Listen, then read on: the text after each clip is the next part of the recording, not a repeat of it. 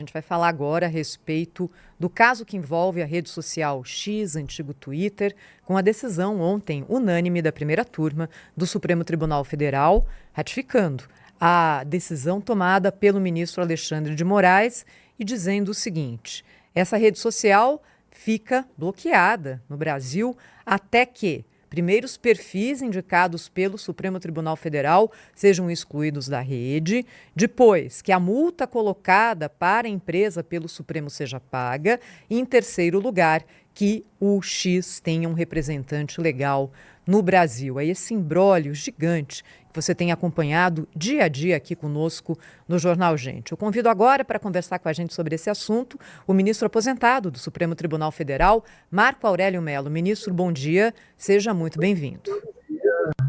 Uma satisfação muito grande falar aqueles que acompanham a vida da Band e lançar algumas ideias sobre esse tema, palpitante tema.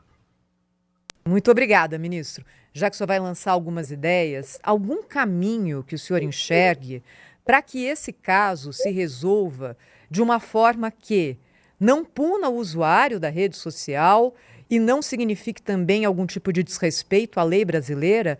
Ou a gente está numa sinuca de bico, ministro? Em primeiro lugar, lancemos alguns princípios. Decisão judicial é para ser cumprida. Cabe a impugnação pelo interessado. Em segundo lugar, um outro princípio básico diz respeito à comunicação social. E se formos à Constituição e ela precisa ser lida, nós vamos ver que nem a lei pode criar embaraço à comunicação jornalística e que não se admitirá censura de qualquer forma. Então, eu penso que a questão está no remédio em si ministrado à situação jurídica. Não se pode chegar ao extremo. Ministro, muito bom dia, bem-vindo aqui ao nosso programa. Esse caso, de fato, mexe muito com as pessoas, né, porque também mexe com direitos que são inalienáveis, como, por exemplo, o da liberdade de expressão, né? Simplesmente excluir uma rede social diríamos assim, é uma espécie de praça pública, onde as pessoas têm a liberdade de conversar, de trocar ideias, de fazer comício, de dizer o que pensa, ainda que diga absurdos, mas que é um espaço de liberdade. A gente vê isso suprimido, é de fato algo preocupante. Queria saber do senhor o seguinte: a decisão judicial, é claro, todos têm que cumprir e recorrer dessa decisão eventualmente, né? Mas recorrer a quem? A Deus? Porque no caso do Supremo Tribunal Federal não parece existir hoje na composição ativa do Supremo Tribunal Federal, com o senhor lá certamente seria diferente, alguém que ouse enfrentar as decisões do ministro Alexandre de Moraes. Além do mais, eu gostaria de saber do senhor de questões de princípio mesmo, até de alguma história de decisões do Supremo, né? O ex-deputado Roberto Freire, que foi presidente nacional do PPS, e hoje o partido se chama Cidadania, ele inclusive lembrou uma decisão em habeas corpus do então ministro Maurício Correia, em que ele diz textualmente o seguinte: ninguém é obrigado a cumprir ordem ilegal ou a ela se submeter, ainda que emanada de autoridade judicial. Mas é dever de cidadania opor-se à ordem ilegal. Caso contrário, nega-se o Estado de Direito. Isso numa referência ao direito que tem, inclusive, cidadãos estrangeiros de não obedecer leis que considerem ilegais. Como o senhor vê todas essas questões? Olha, eu vejo dessa forma. Nós precisamos observar as regras estabelecidas. A segurança jurídica depende disso. Se houve uma decisão contrariando certos interesses, cabe a impugnação. Mas daí partir-se para o extremo, contrariando-se o Estado Democrático de Direito, como você mesmo apontou, de cessear-se a liberdade de comunicação por qualquer meio, é um passo demasiadamente largo e que não se deve dar. Eu creio que se pecou nesse ponto. Quanto ao órgão que eu integrei durante 31 anos, é um colegiado. E o colegiado ele se revela mediante o somatório de forças distintas. O espírito de corpo, o endosso de decisão de integrante a qualquer custo, não pode ocorrer. Isso não é salutar, isso não é sadio. Agora precisamos esperar e perceber os desdobramentos.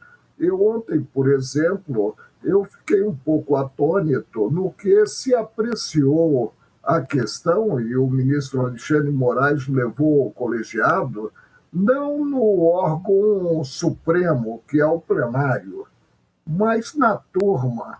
E se apreciou não no contato na sessão física, mas na sessão virtual. Nós estamos realmente vivenciando tempos estranhos. Eu, se estivesse lá, se fosse o relator, eu levaria ao plenário pela importância, pela envergadura da matéria. Em jogo se faz um princípio básico numa democracia, a liberdade de comunicação. Cláudio Humberto, você apontou muito bem. Nós temos que assegurar a veiculação de ideias, muito embora não concordemos com essas ideias. E aí buscar a correção de rumos, mas sempre observando o figurino constitucional. A Constituição Federal submete a todos, submete o Legislativo, submete o Executivo, submete o Judiciário, inclusive o guarda-maior do Judiciário, que é o Supremo. O exemplo vem de cima, tem que ser dado para que haja um norte, visando o bem-estar dos cidadãos em geral. Ministro, prazer estar conversando com o senhor aqui no Jornal Gente mais uma vez. Eu queria voltar no ponto da Thaís. Porque, bom, aqui na França, só para dizer para o senhor, eu não estou sentindo nada disso porque o bloqueio foi no Brasil. Inclusive, eu preciso do instrumento porque o presidente da República aqui só se comunica através da rede X, do antigo Twitter. E nessa briga do Elon Musk com a justiça brasileira, né, que levou aí a proibição no Brasil, mesmo o seu uso através de VPN, milhões de brasileiros também foram punidos, até mesmo quem não usava a rede social para ataques. O X é muito usado, além dos jornalistas, por acadêmicos, por políticos, por empresários. É uma grande plataforma de saúde, por exemplo, de pesquisas. E eu queria a opinião do senhor a respeito disso. E aproveitar a presença do senhor aqui no jornal para aquela pergunta clássica do direito. Onde termina a liberdade de expressão e começa a aplicação da lei? Olha, a liberdade de expressão não pode terminar em qualquer ponto. Ela tem que ser assegurada sob pena de nós fecharmos o Brasil para balanço. E aí será Babel. Não convém a todos nós brasileiros. Agora, há um mecanismo que precisa ser observado.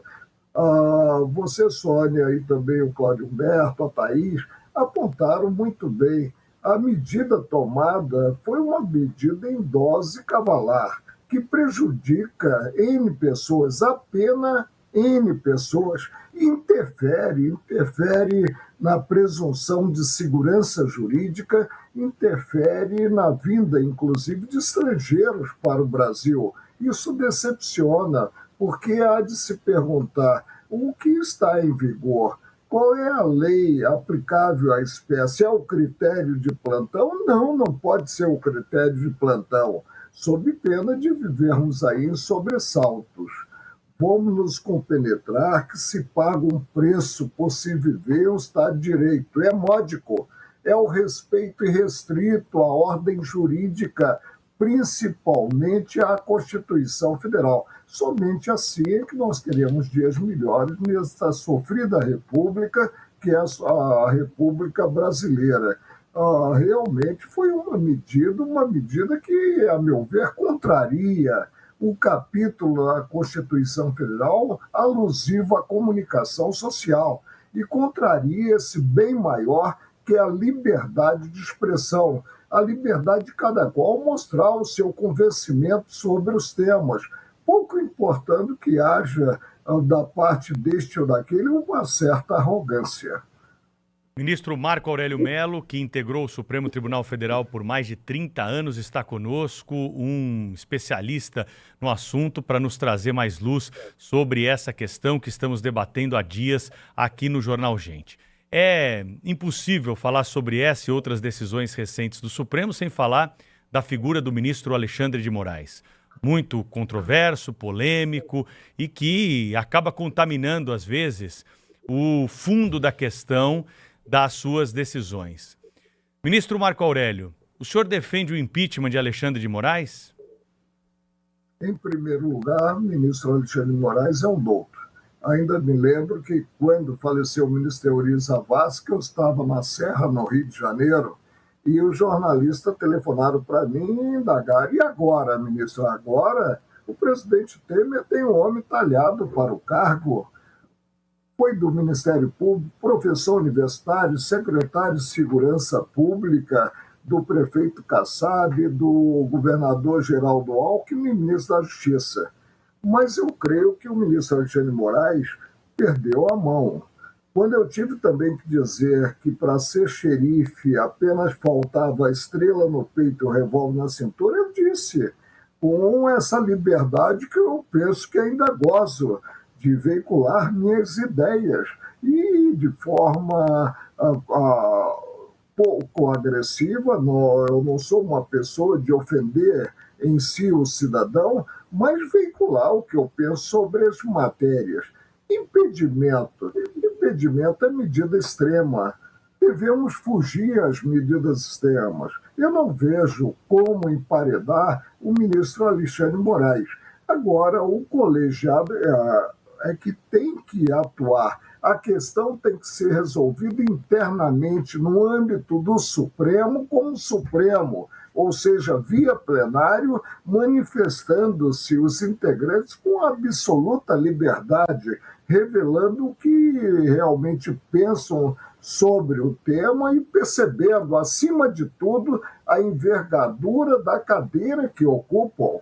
Nós temos no Supremo as 11 cadeiras mais importantes em termos de colocação do direito, em termos de revelação do direito, em termos de solução dos conflitos de interesse do Brasil. E isso deve ser percebido pelos ministros. Não há campo para o espírito de corpo, para endossar se esta ou aquela decisão deixa daquele ministro, seja qual for o ministro, seja qual for a decisão, cegamente. É preciso que se busque tornar prevalecente a lei das leis do país, que é a Constituição Federal, e que nos garante a liberdade, inclusive a liberdade de estarmos conversando sobre o tema. Quem sabe ele possa até imaginar vir a me censurar por eu revelar o que eu penso.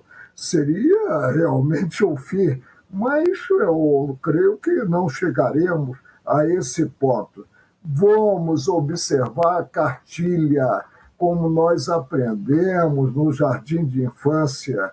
Vamos observar porque isso implica segurança e o estrangeiro, para investir no Brasil, precisa de segurança, precisa imaginar o que pode ou não ocorrer no dia a dia da atividade econômica.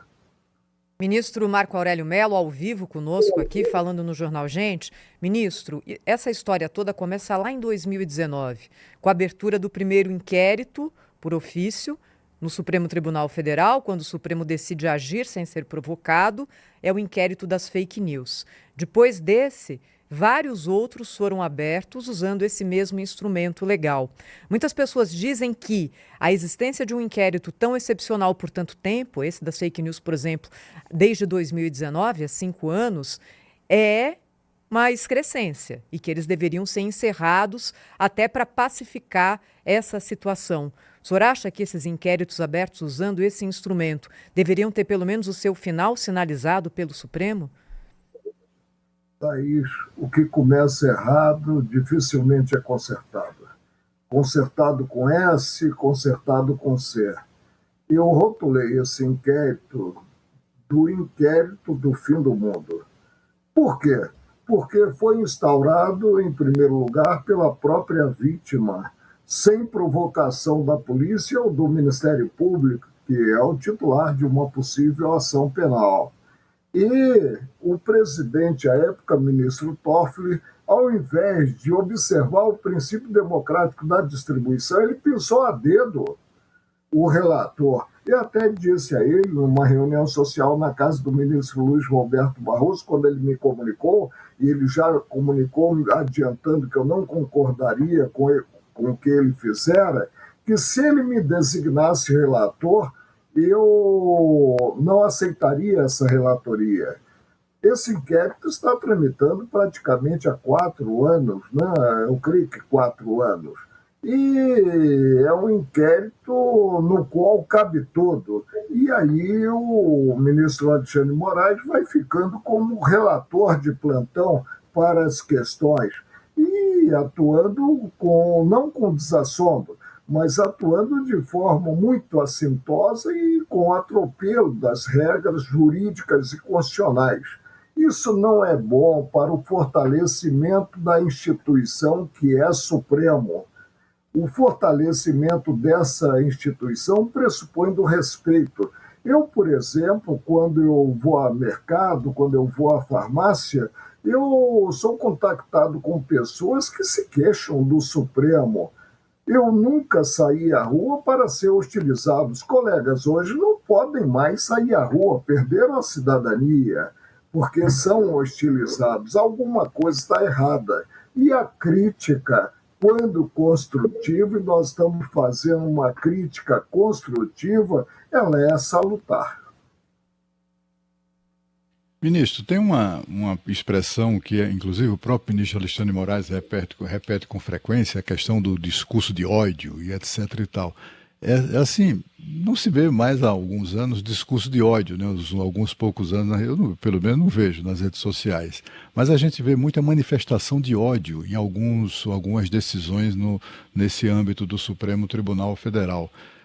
Quem o senhor acha que no Supremo hoje, entre os ministros, porque claramente o presidente da Corte não parece interessado nessa iniciativa, quem ali poderia assumir esse encargo? O encargo de botar a bola no chão, de chamar atenção para todas essas questões que o senhor fala, né, mencionou agora há pouco, sobre decisões baseadas no espírito de corpo, decisões assintosas que atropelam as regras, até a própria Constituição.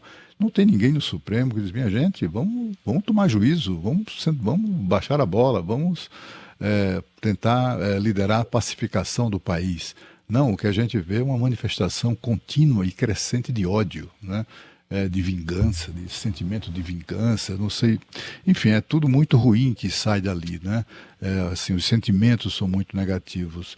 O senhor tem esperança mesmo de assistir alguma iniciativa no âmbito do próprio Supremo nessa direção?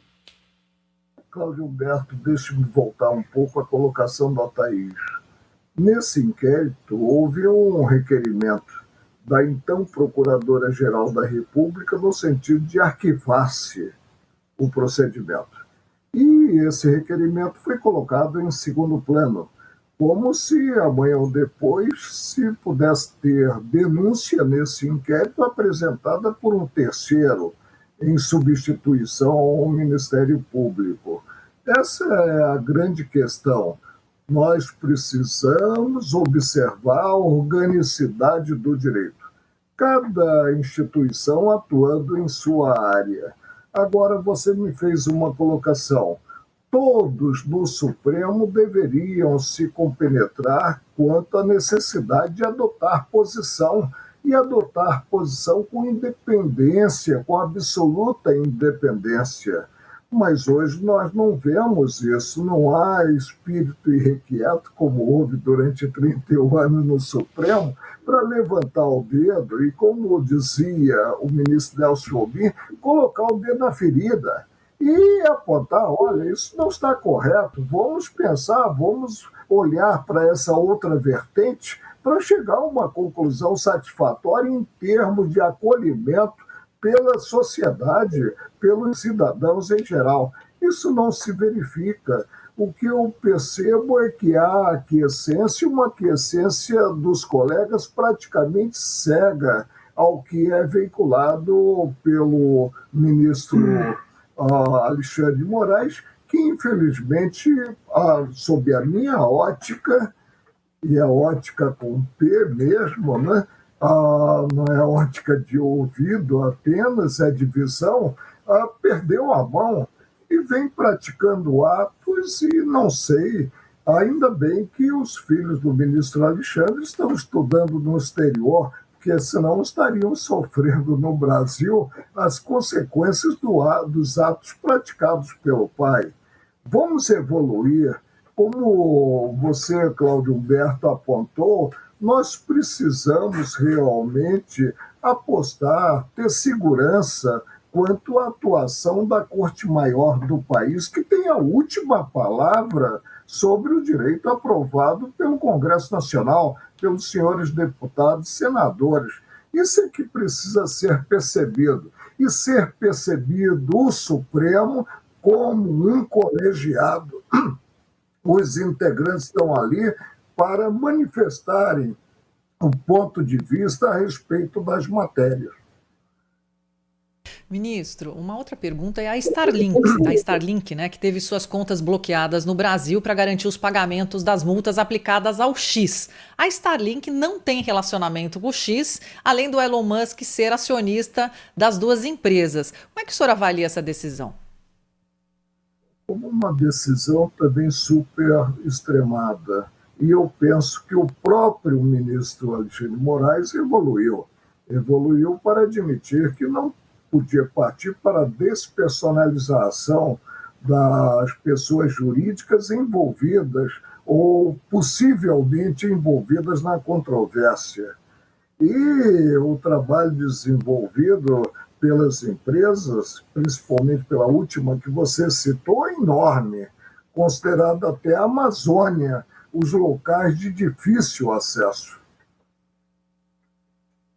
Ministro, para a gente finalizar, tem uma questão que acho que o senhor pode ajudar o ouvinte aqui da Rádio Bandeirantes, o telespectador da Band News TV a entender. Num dos pontos aí dessa polêmica envolvendo a rede social X, há o descumprimento de uma regra que é um representante no Brasil da plataforma. E o bilionário Elon Musk, que é o dono, proprietário maior, o chefe, o representante no mundo que comprou a rede social, tem rivalizado com o ministro Alexandre de Moraes, aí trocado farpas, inclusive pela internet, e se nega, fechou o escritório aqui no Brasil, alegando que as pessoas poderiam ser presas pelo ministro, então saiu do Brasil. Como que o ministro Marco Aurélio Mello indicaria o voto para resolver essa questão? Não dá para bloquear o X, o senhor falou que seria um cerceamento aí da liberdade de expressão, de manifestação, mas tem o outro lado que é alguém com muito dinheiro querendo emparedar a legislação brasileira e se negar a cumprir aquilo que está no ordenamento jurídico. Como que o senhor resolveria essa questão se o processo estivesse na tua mão? Olha, vamos ao Código Civil. O que prevê o Código Civil? Que para pessoa jurídica atuar no Brasil é preciso autorização da Presidência da República. E aí há uma exigência que a pessoa jurídica que está atuando no Brasil tenha representante, tenha uma pessoa que responda no Brasil. E, evidentemente, se extingue a empresa, não há de se cogitar mais do representante. Isso é que precisa ser observado. Agora, é muito difícil quando se chega a medidas extremas. E aí se parte para a proibição categórica, sem qualquer flexibilidade, sem se perceber que em jogo se faz o interesse coletivo dos cidadãos em geral, não apenas o interesse de um milionário que se mostra um tanto quanto, até no visual, para mim, pelo menos, arrogante, né? Mas isso, evidentemente, não gera punição e não gera consequências estranhas à pessoa natural dele, alcançando, portanto, empresa e alcançando empresa que presta serviços relevantes aos brasileiros em geral. Ministro Marco Aurélio Mello, sempre muito bom ouvi-lo aqui no Jornal Gente, falando para todo o Brasil. Obrigada, ministro. Boa semana, até a próxima, hein? Sempre à disposição e visando, acima de tudo, esclarecer, que sem querer incendiar esse Brasil, essa república. 8 horas Abraço, e 47 minutos da manhã, o Jornal Gente volta na sequência, temos mais destaques daqui a pouquinho. Nós vamos falar sobre uma bolsa aprovada pela Assembleia Legislativa do Paraná para magistrados concluírem mestrado e doutorado. Dinheiro público que vai financiar parte do estudo dos magistrados do Paraná. Você vai entender os detalhes dessa notícia na sequência.